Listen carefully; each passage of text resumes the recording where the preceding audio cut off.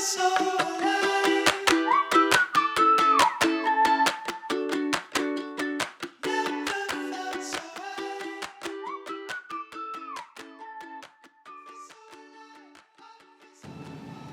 the ISM Manufacturing Index came out for the month of September, and keep in mind, this is a survey. It's not coming from hard data; it's coming from soft data. But the index rose to 61.1 from a reading, an expected reading of 59.5, which anything above 50 is signals expansionary perspectives from manufacturing managers.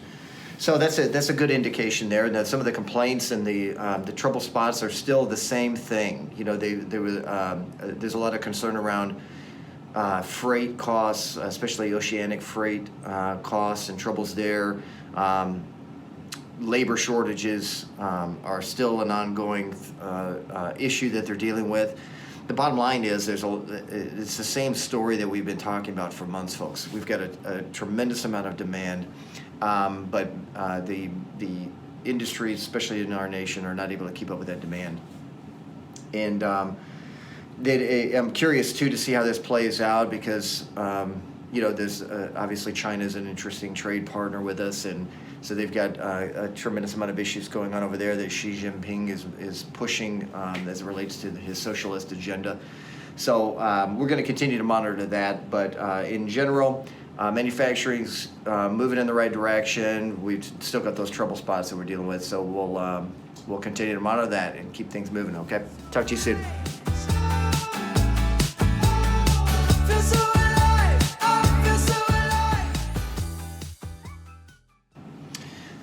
So the data for personal income in August, we're looking at personal income rising 0.2% for the month of August. Now, it's very important that we keep in mind that September 6th was the date that the national unemployment stimulus plans expired nationally. Certain states canceled the programs early, but at a national level, they expired on September 6th, which is very important to keep in mind. And so we'll see how that kind of moves the needle one way or another as it relates to the employment picture. Personal consumption is up 0.8% for the month of August. That's quite a bit of a jump. Adjusted for inflation, real consumption rose 0.4% in August. So, we're still seeing that heavy amount of demand. As the government was providing that stimulus and paying people to stay home and, all the things that we all know about, now we're starting to see those programs fall backwards or not fall backwards, but be eliminated.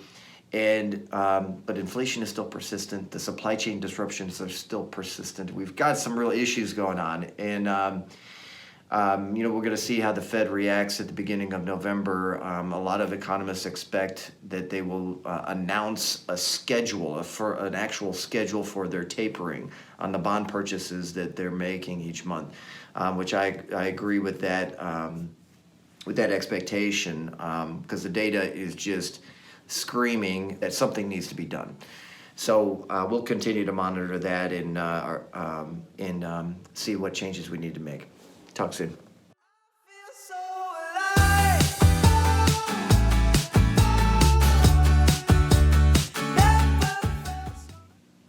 So second quarter GDP, the final reading came out and it was revised up to 6.7% at an annualized rate. Which is not really a big change from where we were, but ultimately, the data confirms that, yep, the consumer's strong. There's a ton of consumer demand. And I'll tell you this, folks, it's really important to keep this in mind. The U.S. consumer base is the strongest, most powerful economic force in the world. In the world. It's not China. It's us, you and I. And so that dynamic is definitely holding true in the current economy. We have money and we're spending it. At the same time, though, it's encouraging to see that our personal savings rate is still at 9.5%. That's great. Now, if we go back last year, we were looking at a savings rate. I saw it as high as 25, 28% at that time. But, when you can't do anything and you're left solely to Netflix and Amazon. There's only so many bottles of electrolyte drinks and crap on Amazon that you can buy, right?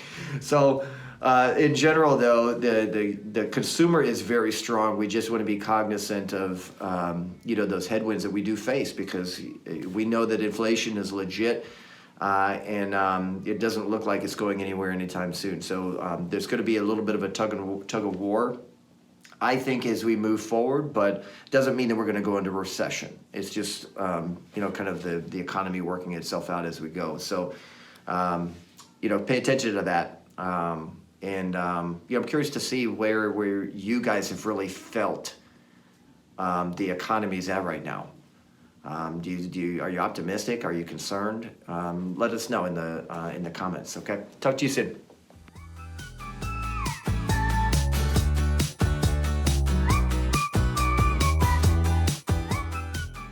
New orders for durable goods for the month of August came out at positive 1.8%. Now the good number, but there's the heavy contributor to that was aircraft, industrial metal products, which is great, but at the same time, those are very cyclical. Like, they're not consistent, right? I mean, companies aren't buying aircraft every day or every month even. So that there's some considerations there. If we back out aircraft, that brings our number down considerably. Orders excluding transportation was up 0.2%. So big consideration there. There was a revision, 2.4% revisions for the prior months. So again, these are orders, right? And it's indicative of the amount of demand that's out there. And we've got to keep in mind that, if we look at the M2 money supply, which is all the cash that's in circulation, we're up about 25% just from February of last year. That's a tremendous increase, and is causing this inflation that we have here. Demand's really strong. There's not enough goods to supply to satiate the demand, even at the durable goods side in the corporate community. So continued issues there, but demand is still strong, and as long as demand is strong, the economy keeps moving forward. So, see where we end up here. Talk soon.